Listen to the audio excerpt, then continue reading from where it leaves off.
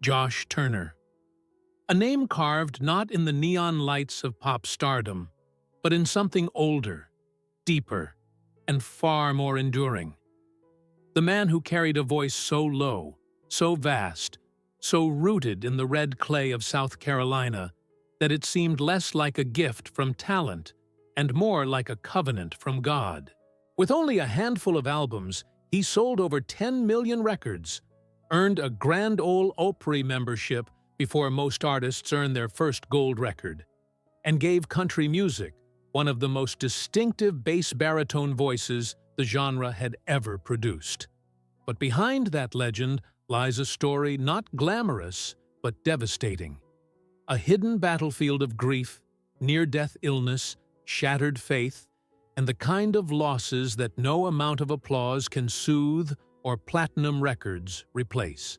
The world has celebrated Josh Turner's voice for over 2 decades, but few are prepared to face the haunting truth of what it cost him to keep singing.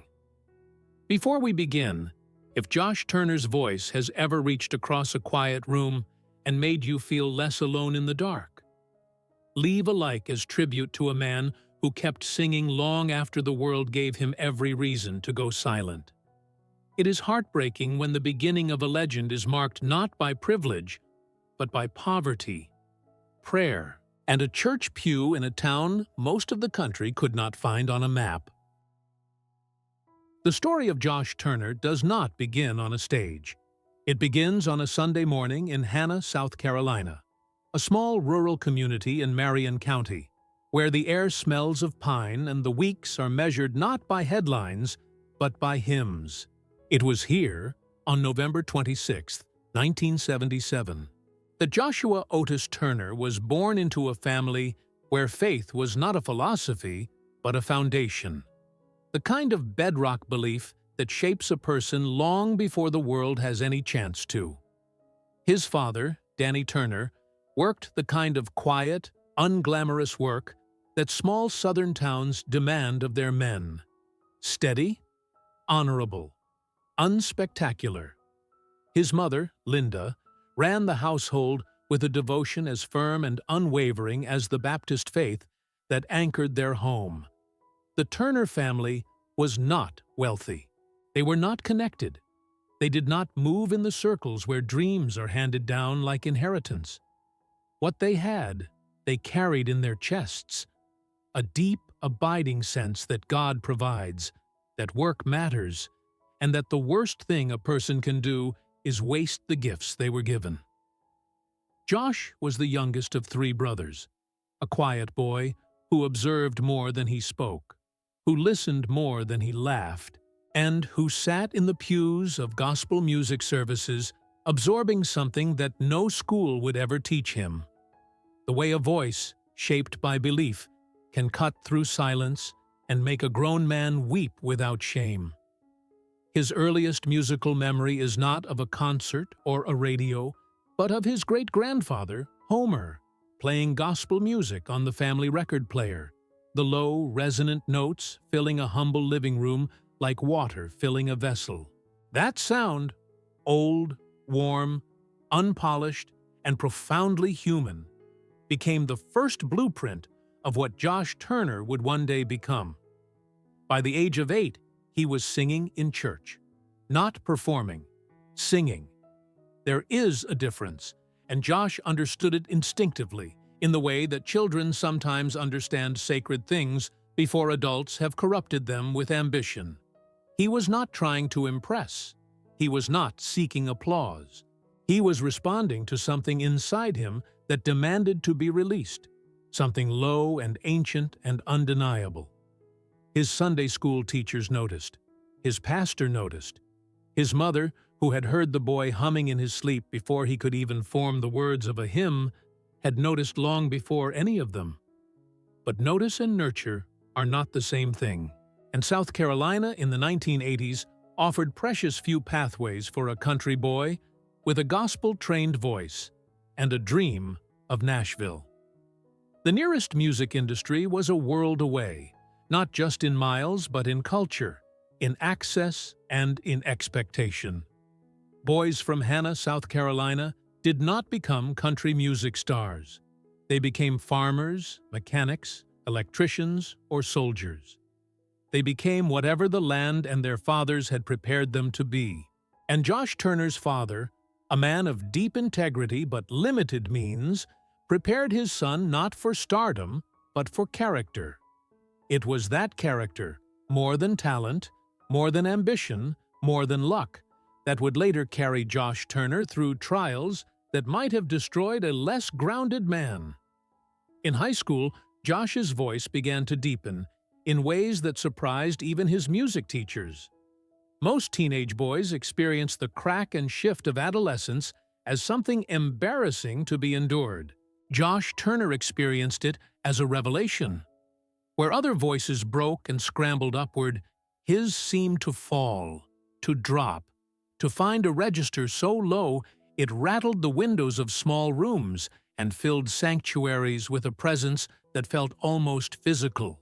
By the time he was 17, people in Marion County were talking about the Turner boy's voice the way they talked about unusual weather, with a mixture of awe and mild unease, as if they were witnessing something that did not quite follow the rules of the ordinary world. He began performing at local venues, talent shows, and church events. He learned guitar. He studied the great voices of country and gospel history: Johnny Cash, George Jones, Bill Monroe, and recognized in their work a deliberate use of depth and restraint that pop music largely abandoned. Where others chased the high note, Josh was drawn to the low one. Where others sought the showy run, he found power in the held, sustained, unwavering tone. He was, even then, defining a voice that would one day be instantly recognizable within the first 2 seconds of any song. After graduating high school, Josh enrolled at the University of South Carolina at Conway, what is now Coastal Carolina University, where he continued performing and honing his craft. But the academic life was a detour, not a destination. The pull toward Nashville was relentless, and by the late 1990s, Josh Turner made the decision that separates the ones who dream from the ones who dare. He packed what he had, said goodbye to the red clay of Marion County, and pointed himself toward Tennessee. Nashville in the late 90s was both a promise and a gauntlet. The city welcomed dreamers with one hand and broke them with the other. For every artist who found a contract, 100 more found only disappointment, debt, and the slow, humiliating discovery that talent is never quite enough on its own.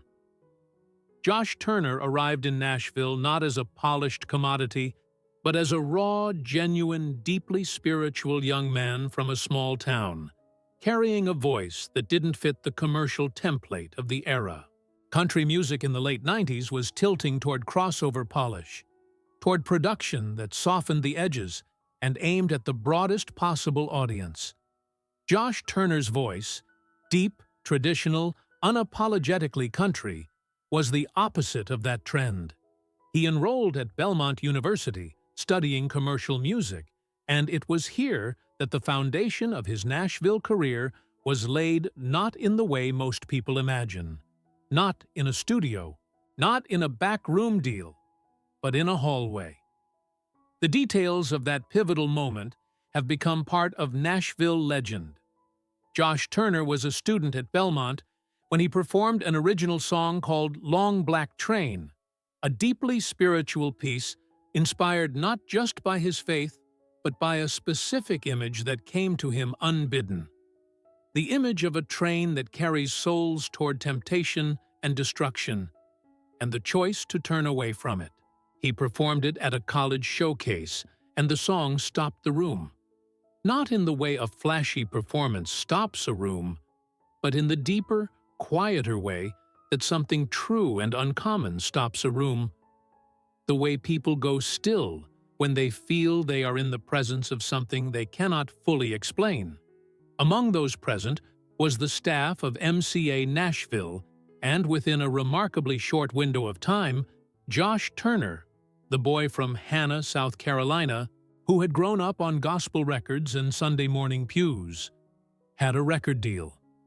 He later admitted, with the quiet, unhurried honesty that has always characterized him, "I never tried to sound like anything other than what I was. I just sang the way God gave me to sing, and I figured the rest was up to Him." It was a confession that revealed not humility as performance, but humility as constitution. The kind of faith-grounded surrender that most artists never achieve because they are too busy trying to manufacture their own destiny. For Josh Turner, the breakthrough was real, but it was never, for even a single moment, mistaken for something he had engineered himself. He was a vessel, and the vessel was about to be tested in ways no one, least of all Josh Turner, had yet imagined. When Long Black Train was released in 2003, it did not simply chart. It announced, the song entered the Billboard Hot Country Singles chart and climbed with the slow, inexorable certainty of something that does not need to hurry because it knows exactly where it is going. It peaked at number 8, sold over 500,000 copies as a single, and introduced a voice to the American public that stopped people mid-conversation, mid-commute, mid-breath, a voice so low, so resonant, so free of any trace of artifice that listeners instinctively reached for the volume dial, not to turn it down, but to turn it up and make sure they were hearing what they thought they were hearing. The country music world, which had been tilting toward the polished and the crossover-friendly for the better part of a decade, suddenly found itself confronted with something it had not expected. A 25-year-old man from a town of fewer than 300 people, singing about the soul's temptation with the gravity of a preacher and the restraint of a man who understood that power does not need to shout. Radio programmers hesitated at first. The voice was too low, they whispered. Too traditional, too far from the sound that was moving units in Nashville's commercial mainstream. But the public did not hesitate. Listeners called in. They requested the song on repeat. They described hearing it for the first time the way people describe certain experiences that mark a before and an after, not as entertainment, but as encounter. His debut album, also titled Long Black Train, was released that same year and sold over 1 million copies, earning platinum certification and establishing Josh Turner not as a novelty act built on the gimmick of an unusual voice, but as a legitimate, serious country artist with something to say and the instrument to say it with. The critical reception was warm and, in many quarters, genuinely reverent. Here, the reviews seemed to say, was a man who had not chased the market, but had trusted something deeper. And the market had come to him. The success of that first album opened the doors that talent alone rarely opens. Josh Turner was invited to join the Grand Ole Opry, not as a guest, not as a featured act, but as a full member. He was inducted on August 27, 2004, at the age of 26. In the history of the Opry, few artists have received that invitation so early in their careers. It was not simply an honor. It was a statement by an institution older than living memory that this voice, this particular, irreplaceable, impossibly deep voice, belonged to country music's most sacred lineage. He stood on that Opry stage and felt, by his own later admission, the weight of every name that had stood there before him. "I didn't feel like I'd arrived," he confessed. "I felt like I'd been trusted with something that wasn't mine to keep, something I was just supposed to carry for a while." That capacity for reverence, for treating success as stewardship rather than possession, was the thing that separated Josh Turner from the industry's more combustible rising stars of that era. While other artists of his generation were building brands, chasing crossover appeal, and engineering every move with calculated precision, Josh Turner was doing something far less fashionable. He was being exactly who he had always been. a man of faith, of family, of unhurried conviction, in a business that rewards speed and punishes stillness. The years that followed the debut were years of consolidation and growth. His second album, Your Man, released in 2006, produced the defining commercial moment of his career. The title track, Your Man, ascended to #1 on the Billboard Hot Country Songs chart in February of 2006 and remained there for 5 consecutive weeks.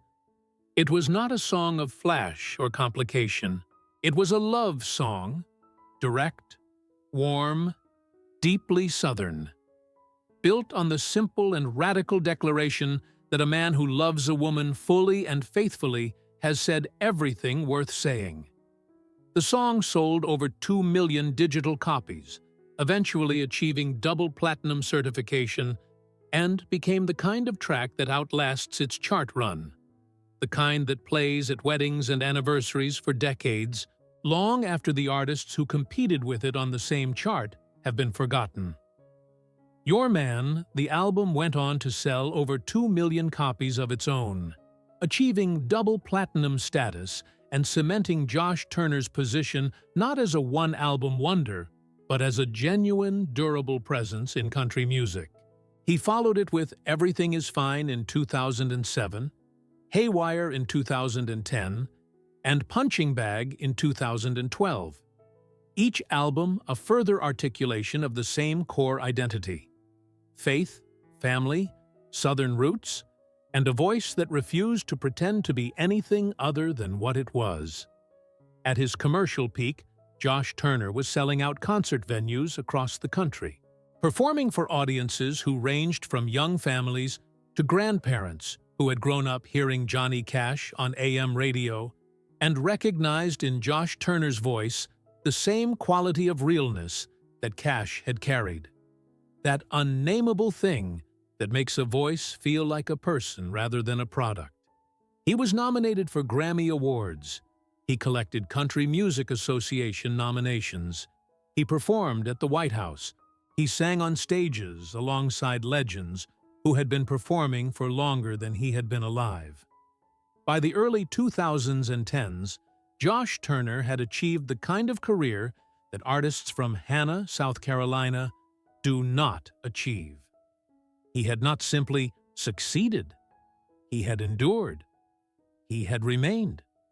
But endurance has a price. And for Josh Turner, the invoice arrived early, and in the cruelest possible form. In 2001, 2 full years before Long Black Train ever reached a single radio tower, Josh Turner collapsed. He was 23 years old. He was in Nashville, still a Belmont student, still building the foundation of everything that was to come, when his body delivered a verdict that no amount of faith or determination could simply pray away. The diagnosis was a hemorrhagic vocal cord lesion, a rupture of the blood vessels within the cords themselves, the kind of injury that, in a tradesman, might mean weeks of careful recovery. In a singer whose voice was not merely his instrument, but his calling, his identity, and his livelihood, it was something closer to annihilation. Doctors told him with the blunt clarity that medical professionals reserve for serious cases that he would require surgery, not the minor outpatient variety that sends artists back to the stage within weeks. Real surgery, followed by complete and enforced vocal rest. Weeks of absolute silence, during which he was not permitted to sing, not permitted to hum, not even permitted to speak above a whisper. For a young man who had expressed everything of meaning in his life through the instrument now bandaged and healing inside his throat, the silence was not merely inconvenient, it was existential. He later described that period with the raw honesty of a man who had genuinely not known, in the middle of it, how it would end. "There were days when I genuinely didn't know if I'd ever sing again," he admitted. "And if I couldn't sing, I didn't know who I was." It is a confession that reveals everything about the relationship between Josh Turner and his voice. This was not a performer afraid of losing his income. This was a man afraid of losing the thing that made him legible to himself and to God. The gift he had been given before he understood what gifts were. The offering he had been making since he was 8 years old in a South Carolina church pew. The surgery was performed. The recovery was slow and uncertain in the way that all genuine recoveries are. Not a clean arc from broken to healed, but a long, grinding series of small improvements interrupted by setbacks, good days followed by bad ones, moments of fragile hope punctured by the fear that the voice that returned would not be the one that had gone under the knife. Vocal surgery carries no guarantees. Surgeons can repair tissue. They cannot guarantee what the repaired tissue will produce. Josh Turner prayed. He rested.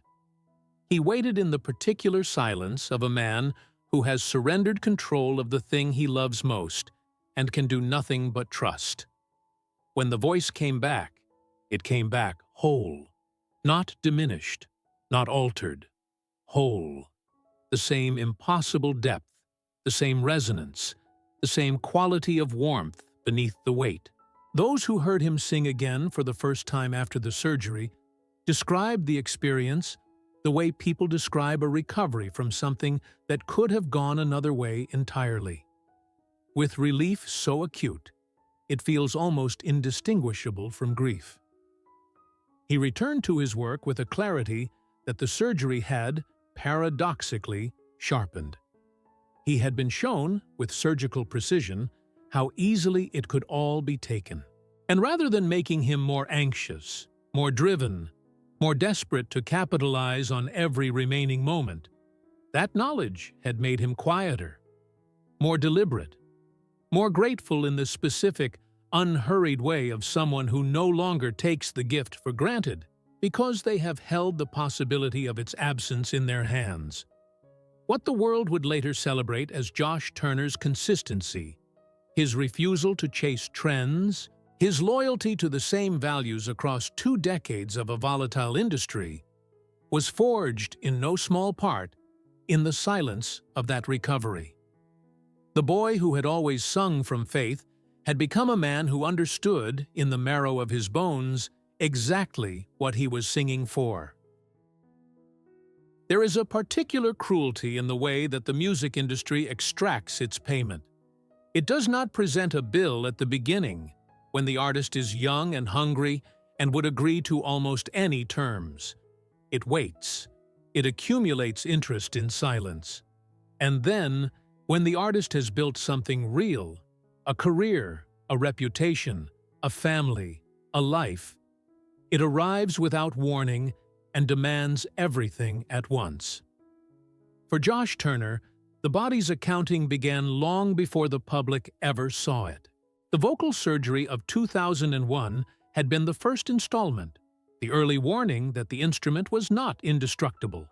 But warnings, even serious ones, are easy to minimize when the years that follow them are filled with success, with platinum records, and Opry memberships, and sold-out venues, and the particular intoxication of a life that appears to be working exactly as it was meant to. The warning recedes. The work continues. The toll accumulates. The concert schedule of a successful country artist in the 2000s and 10s was not a schedule designed for the preservation of a human being. It was a schedule designed for the production of revenue, built on the logic that an artist who is not touring is an artist who is losing ground, losing relevance, losing the incremental daily battle for audience attention in an industry that had always been competitive and was becoming, with the arrival of streaming and the fragmentation of radio, more competitive by the season. Josh Turner toured relentlessly. He played hundreds of shows across years that blurred into one another. The same highways, the same green rooms, the same ritual of sound check and set list and encore repeated in city after city across a country that is very large and very indifferent to the fatigue of the people who entertain it. The voice held. It always held. That voice, the one that had survived surgery, that had returned whole from the edge of its own extinction, proved to be, against all the odds that surgery statistics might have suggested, remarkably durable. Night after night, in venues ranging from intimate theaters to outdoor amphitheaters that seat 20,000 people, Josh Turner delivered the same fullness, the same depth, the same quality of presence that had made Long Black Train stop rooms a decade earlier. The voice held, but the body that carried it was paying a price that the voice did not advertise. Years of tour bus travel, the particular physical punishment of sleeping in a moving vehicle, of irregular meals, of time zones that become meaningless after enough consecutive weeks, accumulated in the joints, in the spine, in the immune system, in the sleep architecture of a man who had spent most of his adult life in a state of low-grade physical depletion that success made easy to rationalize and almost impossible to address. He was not a man who complained. He was a man of the South, of faith, of a family tradition that measured character by what a person endured without burdening others. And so he endured. And the toll accumulated. There were headaches that became migraines. There was fatigue that sleep did not resolve. There were the quiet, accumulating indignities of a body that has been asked to perform at a high level for too long without adequate recovery. The kind of physical erosion that does not announce itself with a single dramatic event, but simply narrows the margin degree by degree, until the margin disappears. And then came the wound that the body did not inflict. The wound that arrived from outside, from the direction that no man who has built his life on faith and family and the careful cultivation of integrity ever fully anticipates, because it comes from the place he trusts most. In 2014, a woman named Jennifer Foster filed a lawsuit against Josh Turner, making allegations of sexual misconduct that, when they became public, detonated inside a career and a reputation that had been built, brick by careful brick, on the image of a man of unimpeachable Christian values. The accusations were specific. They were damaging. And they arrived in a cultural moment, the early tremors of what would later become a seismic cultural reckoning, when such allegations carried a weight that could end careers regardless of how they were ultimately adjudicated. Josh Turner denied the allegations. His legal team responded with firmness and clarity. But denial, however truthful, does not neutralize the damage of public accusation in an industry where image is currency and reputation is the foundation on which everything else is built. The story spread. The commentary followed. And the man who had spent his entire public life carefully, deliberately, and genuinely trying to be exactly what he presented himself as: a faithful husband, a devoted father, a Christian artist who meant what he sang, found himself standing in the rubble of a narrative he had not written and could not fully control. He did not retreat into public silence, as some artists in similar situations choose to do. Nor did he overperform his defense, staging contrition for offenses he maintained he had not committed. He spoke carefully, with the measured deliberateness of a man who had learned, through a career of saying exactly what he meant and meaning exactly what he said, that words carry consequence, and that the worst time to speak carelessly is when everything is on the line. "I know who I am," he said, in one of the quietest and most dignified responses available to a man in his position. "I know what I believe. And I know what I did and did not do." The lawsuit was eventually settled out of court, in the manner that most such civil cases are resolved, without a verdict, without exoneration, without the clean narrative resolution that either side would have preferred.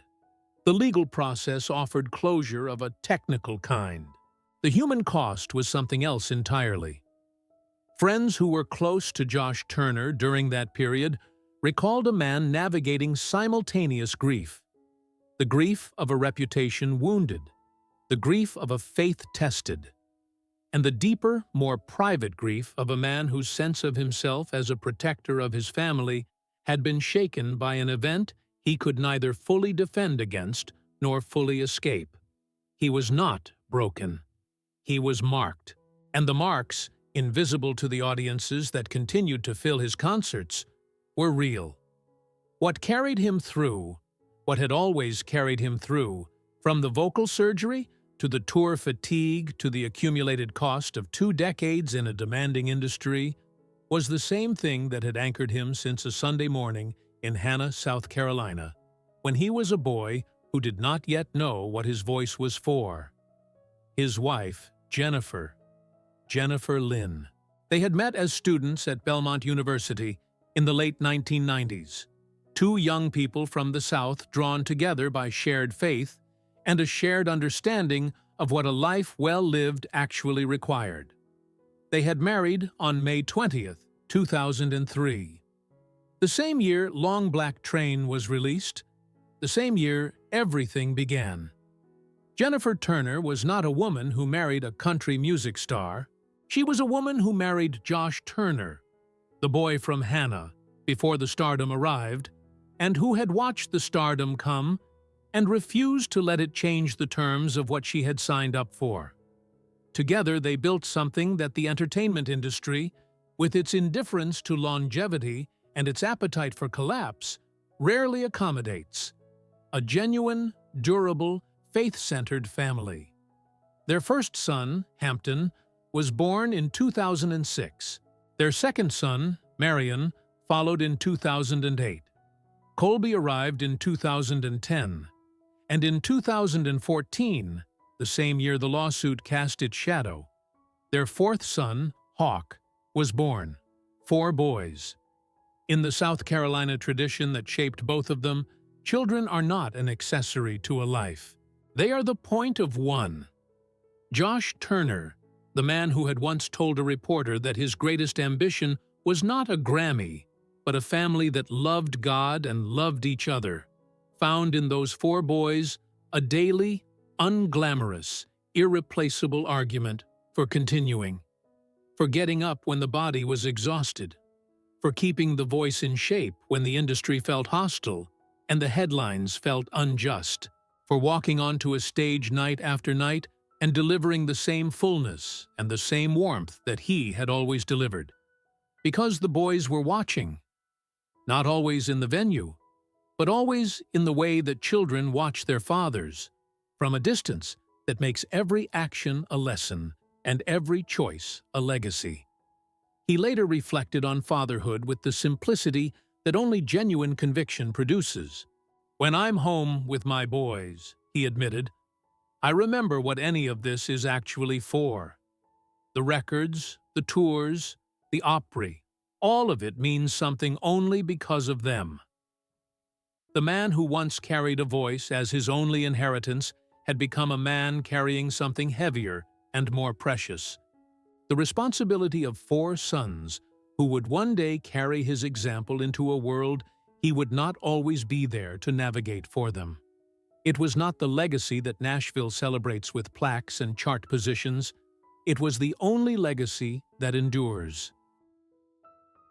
By 2025, Josh Turner had been in country music for over 2 decades. And the most remarkable thing about those 2 decades, more remarkable than the platinum records, more remarkable than the Opry membership, more remarkable than the voice itself, was what had not changed. In an industry that devours consistency and rewards reinvention, in a cultural landscape that had shifted so dramatically beneath the feet of country music that the genre itself was barely recognizable from the one that had welcomed Long Black Train, in 2003, Josh Turner remained. Not as a relic, not as a nostalgia act preserved in amber for audiences who wanted the past delivered to them in a comfortable package, but as a living, working, deeply committed artist who had never once pretended to be something he was not, and who had paid, in full, for that refusal. He was 47 years old. The voice had aged the way fine instruments age, not diminished but deepened, carrying now the additional resonance of everything it had survived. The surgery, the silence, the lawsuits, the fatigue, the grief, the long years of tour bus highways and missed birthdays, and the particular loneliness of being surrounded by people who know your name, but not your soul. It was a voice that held, in its lower registers, the accumulated weight of a life genuinely lived. Not performed for cameras, not curated for social media, but lived in the fullest and most demanding sense of that word. His most recent studio album, I Serve a Savior, released in 2018, was the clearest statement of creative identity he had ever committed to record. It was a gospel album, not a calculated pivot toward a new demographic, not a strategic move to refresh a flagging commercial profile, but a direct, unhurried, completely sincere return to the music that had formed him before Nashville ever knew his name. The album debuted at #1 on the Billboard Christian Albums chart and reached the top 5 on the country charts, demonstrating that an audience built on authenticity will follow an artist into honesty, even when honesty is not the commercially fashionable choice. The record was, in many ways, the completion of a circle that had begun with a boy singing gospel in a South Carolina church, and a great-grandfather's record player filling a humble living room with something low and sacred and enduring. What Josh Turner had always been, he had finally given himself full permission to say out loud, without apology and without the mediating layer of commercial consideration. I Serve a Savior was not a late career statement. It was a lifelong one, finally spoken at full volume. His live show, which had never lost the loyalty of the core audience that had found him in 2003, continued to draw thousands of faithful attendees who came not for spectacle, but for the specific, irreplaceable experience of hearing that voice fill a room in real time. There are artists whose recordings are superior to their live performances, whose studio versions smooth over the imperfections that become apparent on a stage. Josh Turner was not one of them. Every person who had seen him perform live described the same experience. The moment the first note of that voice entered the room, something changed. The air changed. The temperature changed. People stopped talking to their companions and simply listened, the way people listen when something true is being said. At home in Nashville, the life he had built with Jennifer was quieter now, in the way that the lives of parents of teenage and young adult children become quieter, not empty, but recalibrated, the frenetic energy of early childhood replaced by the different, more interior demands of raising young men into adulthood. Hampton, the eldest, had grown into a young man of his own convictions. Marion, Colby, and Hawk filled the house with the particular kind of noise that 4 boys of different ages generate. The noise of argument and laughter, and the constant negotiation of shared space, that is, for all its chaos, the sound of a family that is genuinely present to one another. Josh Turner coached his boys' sports teams when the touring schedule allowed. He attended their school events with the quiet, unhurried attention of a man who understood, not abstractly, not as a motivational sentiment, but in the bones and the blood, that time does not wait for tours to end or contracts to be fulfilled. He had learned that lesson in the recovery room after vocal surgery. He had learned it again in the silence of the lawsuit years. He had learned it a third time in the accumulated physical cost of 2 decades of relentless work. Time is not a resource. It is the resource. And what you do with the irretrievable hours of your children's childhood is the only ledger that will matter when everything else has been settled. Financially, Josh Turner had built a life that reflected the same values that shaped the music. His net worth, estimated at approximately $8 million, was not the nine-figure fortune of the genre's crossover megastars. The artists who had sacrificed specificity for scale, who had traded the depth of a devoted core audience for the breadth of a casual mainstream one. It was the fortune of a man who had charged a fair price for genuine work, who had invested carefully and lived within the bounds of what his art actually produced, and who had resisted the temptation to leverage his name for every available commercial opportunity, regardless of whether it served the music or the audience. His home in Nashville was substantial but unpretentious. A family house, not a monument. He drove trucks. He hunted and fished, not as performed Southern authenticity, but because he had grown up doing both and had never stopped finding in the quiet of the outdoors the same kind of restoration that other people find in therapy or meditation. He gave generously to his church and to organizations serving rural communities in the South, the communities that had produced him, that had given him the gospel records and the church pews, and the specific kind of formation that no formal music education could have replicated. He had never won a Grammy, a fact that the genre's observers occasionally noted with the mild incredulity reserved for oversights that seem, in retrospect, almost inexplicable. He had been nominated. He had been recognized by his peers in ways that carry their own weight and their own meaning. But the Grammy itself had never arrived, and Josh Turner had demonstrated across the entirety of his career a relationship to industry validation that suggested it had never been the point. "I didn't come to Nashville to win awards," he reflected in a recent interview, in the measured, unhurried cadence of a man who has thought carefully about what he believes and no longer needs to perform conviction because he simply has it. "I came because God gave me a voice, and I felt like I was supposed to use it. Everything else, the charts, the awards, the sales figures, those are just ways of keeping score. The score isn't the game." It was a statement that would have sounded like false modesty from almost any other artist in any other context. From Josh Turner, it sounded like what it was, the plain, unvarnished truth of a man who had been telling the truth in the same way, about the same things, for the entirety of his public life. The voice, in 2025, remained, not unchanged. No voice that has carried what this one has carried can emerge unchanged, but present, whole, and recognizably itself in the way that only things of genuine substance remain recognizable across the passage of years and the weight of experience. It was still, in its lowest registers, one of the most distinctive sounds in American music. Still the sound that made people reach for the volume dial.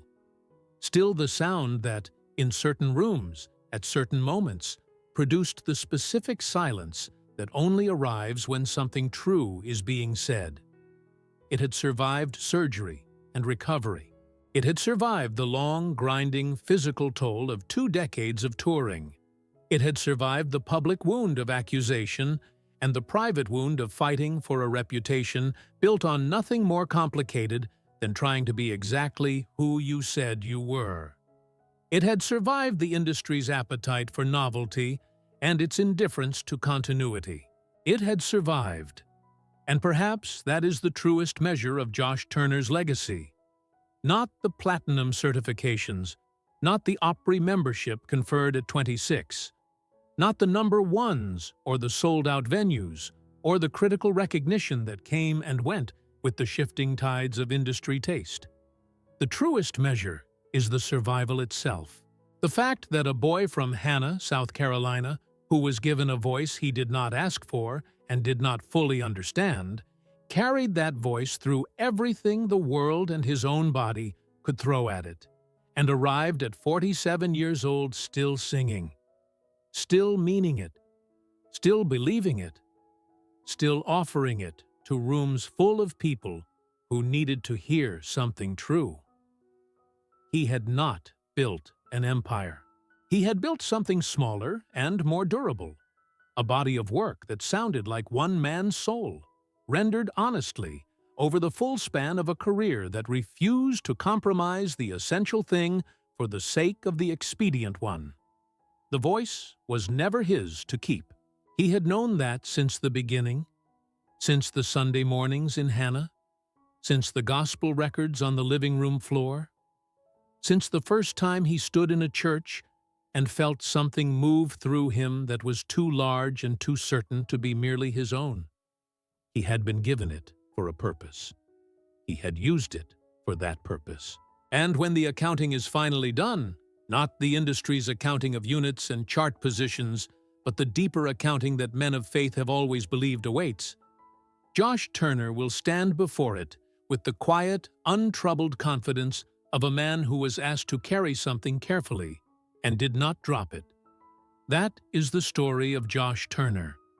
Not a story of perfect triumph or flawless ascent. A story of a voice given, tested, nearly taken, and returned.